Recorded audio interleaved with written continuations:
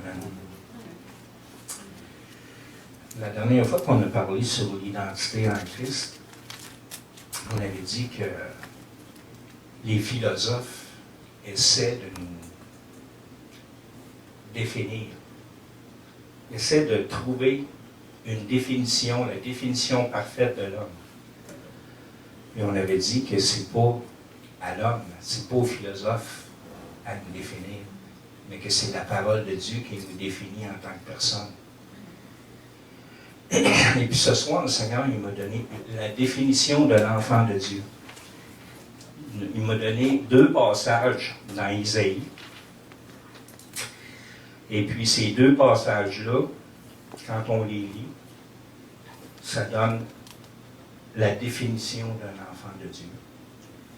Puis je vais vous les partager ce soir. Quand on parle d'identité, la racine du mot identité, ça vient du mot.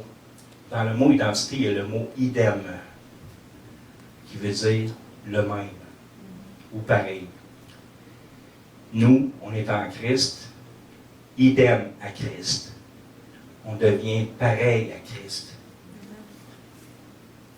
Plus notre identité nous est révélée, plus on devient comme lui. Plus on regarde à lui, et plus on pratique sa parole, plus on devient comme lui. La parole de Dieu, c'est un miroir. Quand on lit la parole, Jacques 1, 22, quand on lit la parole, on se regarde dans le miroir. Mais la parole dit que si on se borne à l'écouter seulement et qu'on ne la met pas en pratique, c'est comme un homme qui se regarde dans un miroir, puis qu'aussitôt qu'il a fini de se regarder, il oublie qui il est. Puis la définition du mot identification, c'est quoi l'identification? C'est quelqu'un qui veut ressembler à une autre personne. C'est un individu qui mode sa conduite afin de ressembler à une autre personne. Qui mode sa conduite. Christ, c'est notre modèle. Quand on obéit à la parole, quand on la met en pratique, on mode notre conduite sur la parole. On fait ce qui est écrit dans la parole et on devient des modèles aussi. Neil Anderson, je ne sais pas s'il y a des gens qui connaissent Neil Anderson, c'est un pasteur américain. Lui, c'est un ancien ingénieur en aérospatial, il travaillait pour la NASA. Et il avait une carrière très, très florissante. Et il a décidé de laisser sa carrière d'ingénieur pour devenir pasteur. Cet homme-là, le Seigneur l'a appelé à avoir un ministère spécialement sur l'identité en Christ. Donc cet homme-là a décidé de mettre sa carrière de côté pour faire un ministère sur l'identité en Christ. Est-ce que c'est important? Cet homme-là, probablement que ça valait des millions de dollars, cette carrière-là. Probablement que ça valait une renommée. Travailler pour la NASA, c'est pas n'importe quoi. Mais il a mis ça de côté. Il a considéré, lui, que c'était pas important, ou pas plus important que Christ, de faire connaître Christ et de faire connaître aux gens aussi qui ils sont. Je suis plus que vainqueur. C'est ça. Ça, c'est une partie de notre identité. Quand je dis que je suis, ça veut dire que c'est moi. J'ai la parole. C'est moi qui suis plus que vainqueur. Par Christ, mais c'est moi. De savoir que Christ a confiance en nous, ça devrait nous fortifier, nous rendre plus solides. Christ a confiance en moi, en toi, en ses fils, en ses filles.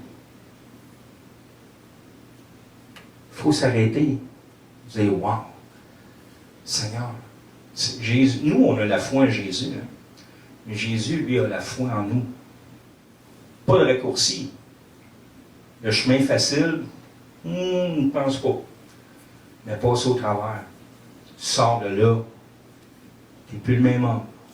Tu sors de là vraiment rempli du Saint-Esprit.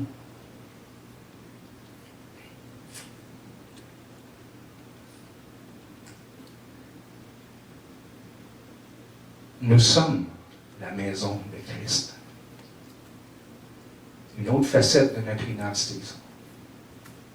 Nous sommes la maison de Christ. Christ vit en nous. Le buisson ardent brûle en nous.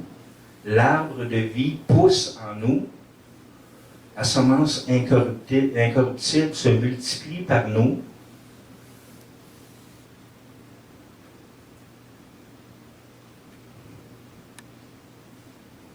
Qui je suis?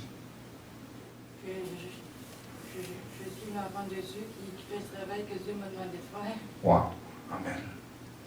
Mais tu sais, tu peux le dire avec assurance. On peut le dire avec assurance. Je suis un enfant de Dieu. Le monde sont des créatures de Dieu. Mais nous, par adoption, on est devenus ses enfants.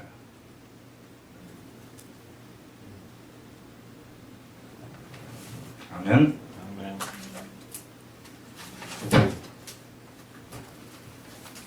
Est-ce que c'est la parole de Dieu, ça, ce soir? Oui. Est-ce que c'est la parole de Dieu? Amen. OK. Les deux passages d'Ésaïe qui vont nous amener à la définition d'un enfant de Dieu. Le premier, c'est Ésaïe 41, 8 et 9. J'aimerais ça qu'on puisse le lire ensemble. C'est quelqu'un qui veut aller chercher. Puis, Ésaïe 41, 8 et 9.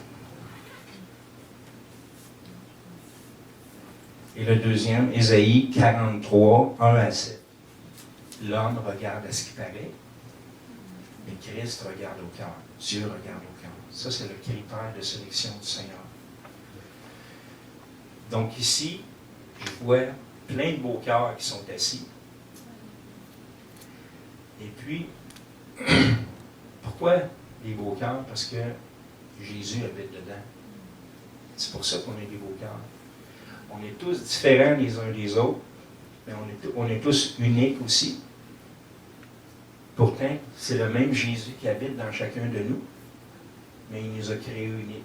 Avec ces deux passages-là, la définition que Dieu m'a donnée, c'est la voici, c'est « Je suis serviteur, choisi, aimé, adopté et appelé de Dieu par mon nom, créé, formé et racheté par Dieu, pour sa gloire, sans crainte. J'appartiens à Dieu, il est toujours avec moi, j'ai du prix à ses yeux. Je suis honoré par Dieu, qui donne des peuples pour ma vie. Je suis à lui, fait par lui et pour lui.